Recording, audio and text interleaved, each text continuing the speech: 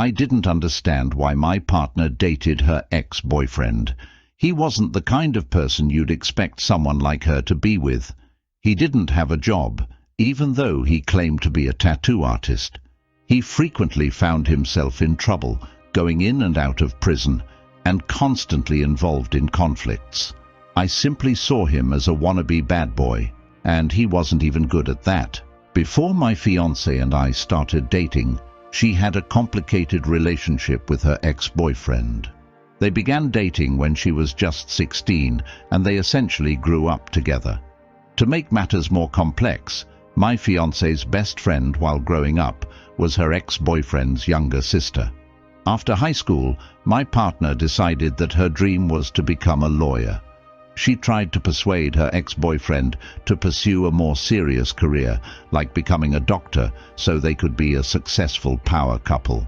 He had already graduated before her, but had no interest in college or a professional path.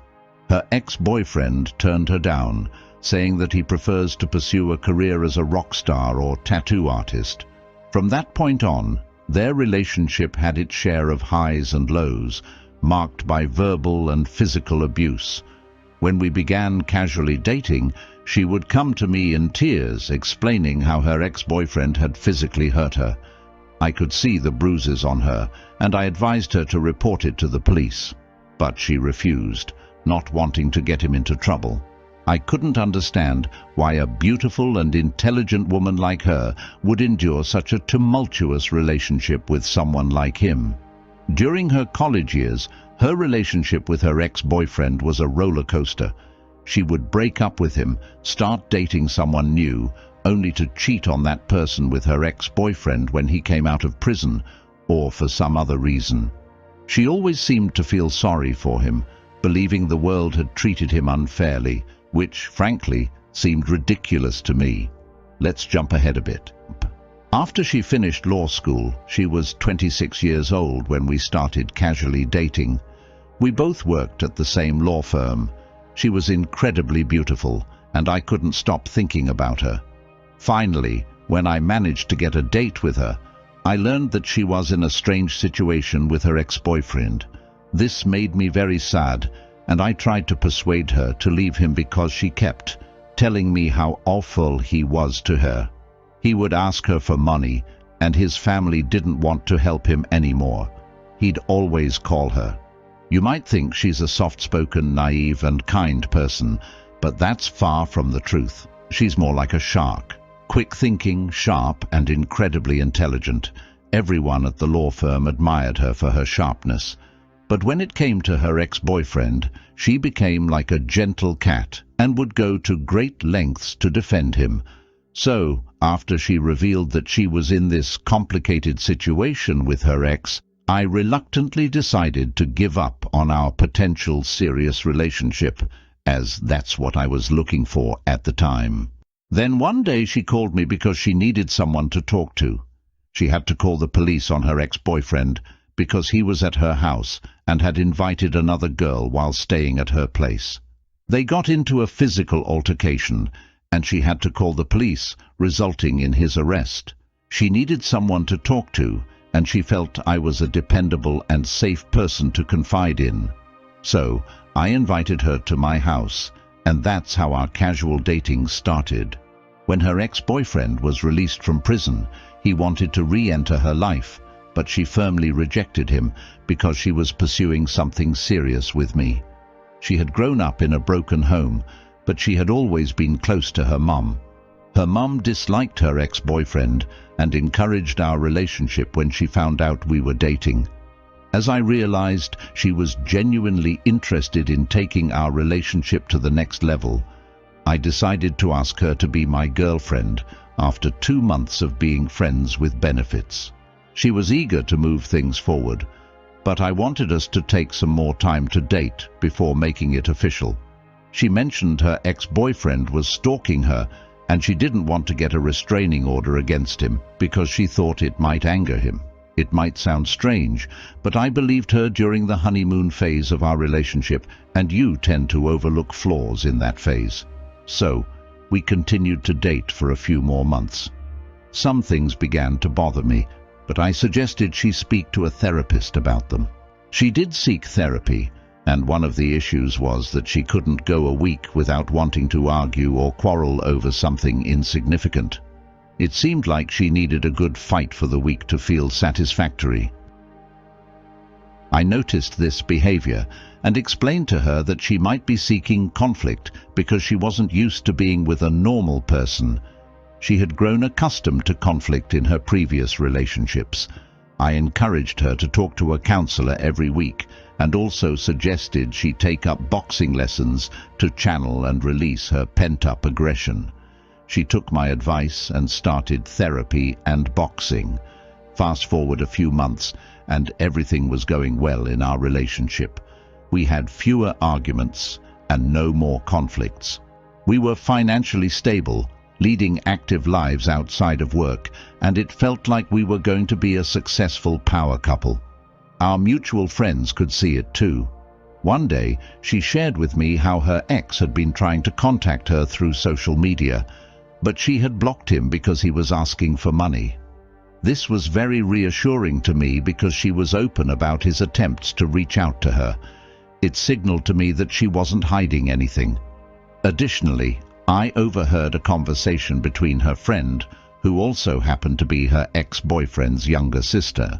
She was telling her friend not to let her brother attempt to call her, or else she would involve the law, and he would end up in prison for a long time.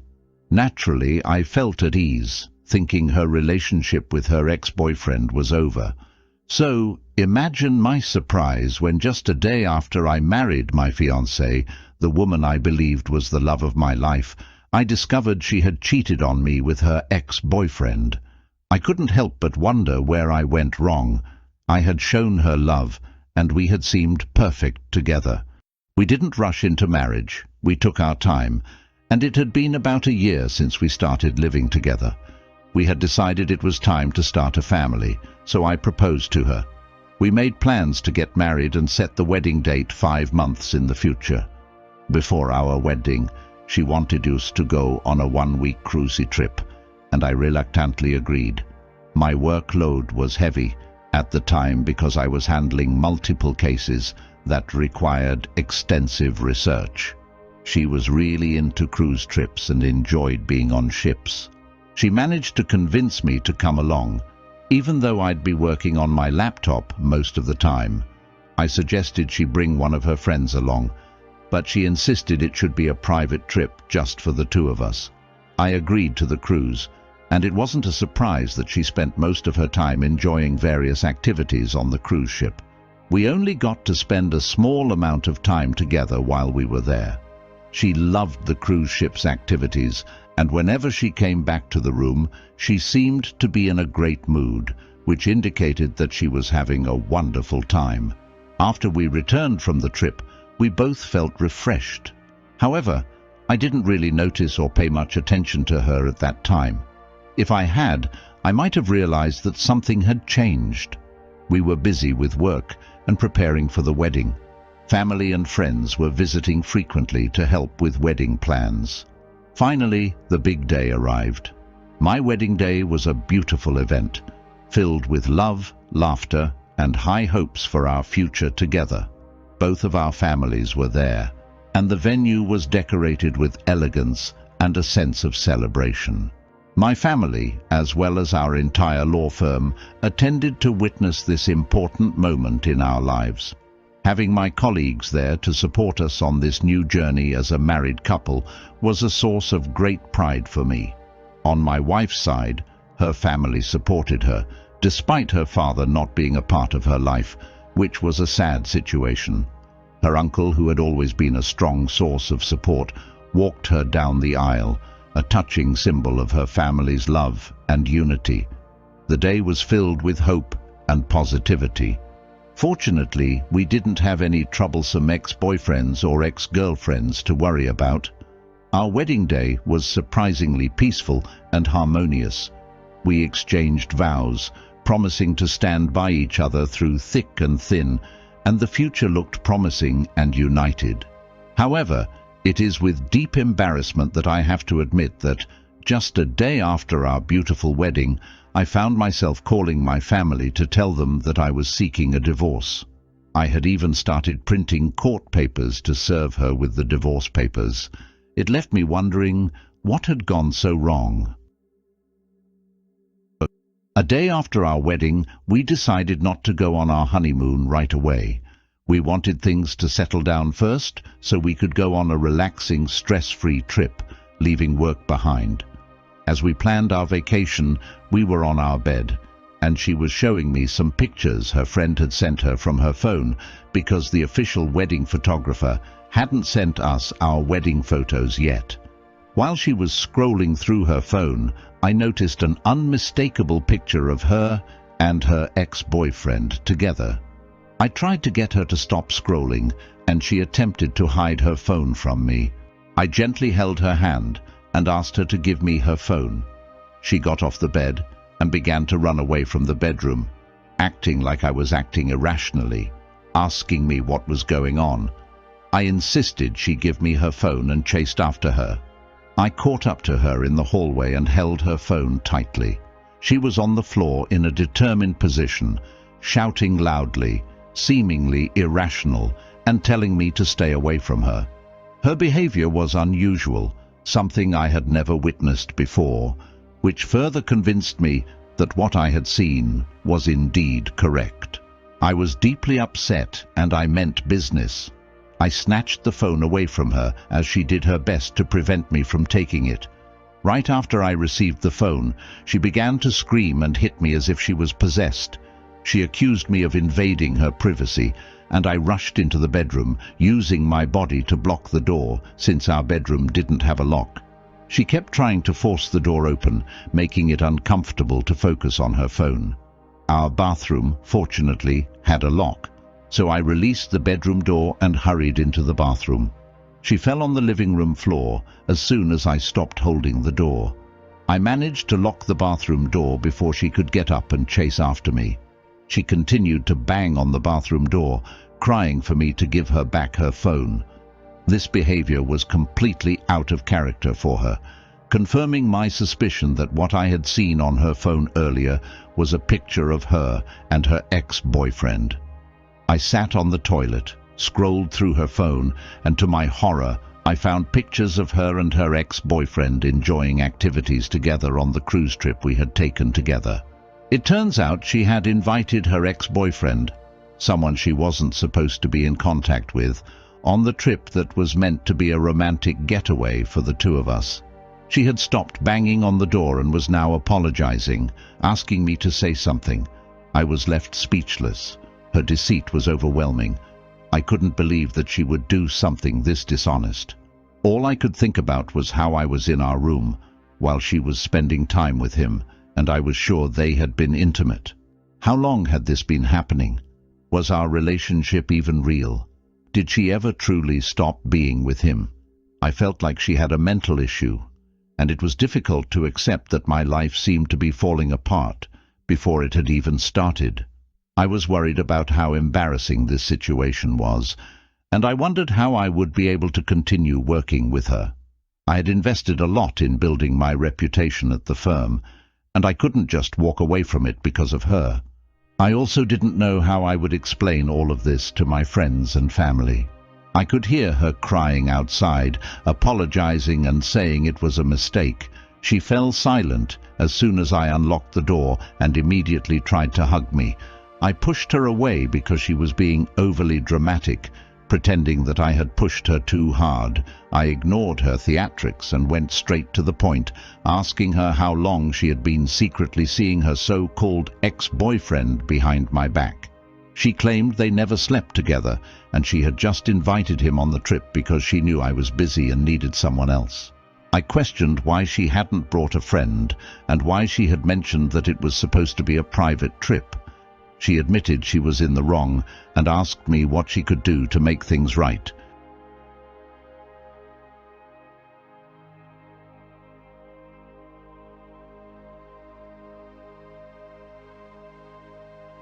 I replied that there was no way to fix things and our relationship was over. She started crying as I walked out of the room. I was still in shock, but I needed to leave the house. Instead of getting into my car in that state, I went back to the room, tossed her phone at her, grabbed mine, and then walked out the door. I must have walked for miles before I sat down to call my friend. He encouraged me, saying it's not shameful to end the relationship, considering I didn't know how long they had been hiding their actions from me. It was fortunate that we hadn't been married for very long. When I returned to the house, I felt calmer, and we had a candid conversation, perhaps the most honest one we'd ever had in our marriage. We both realized that due to our work and the grandness of our wedding, a messy and public breakup would be extremely embarrassing for our careers. It would tarnish my reputation as well. There's a saying that goes, "Don't wrestle with a pig in the mud," and we agreed to divorce as quietly as possible. I persuaded her to leave her job at the firm and find employment elsewhere. She cried throughout our conversation, and it seemed to me that she might have some kind of mental issue, or maybe there was something binding her to her ex-boyfriend, as she admitted to having been intimate with him on the cruise trip that was meant to be our pre-wedding getaway. She had also met with him a few other times. All of this is still very fresh, as it only happened 2 weeks ago. She came to work last week and handed in her 2-week notice. People at work have sensed that something is wrong and keep asking me about it, but I've been trying to deflect their questions. I know that eventually I'll have to confront the situation, but not right now. I'm not sure why I'm writing all of this. Maybe it's just for myself, a way to document how everything tragically went wrong. Perhaps it's a memory for the future, as I attempt to erase the last 2 years of my life as if they never happened. Thank you for staying to the end of this story. Don't forget to hit the thumbs up and subscribe to our channel, as we are on our goal to hitting 50K subscribers. Don't forget to drop your comments as well.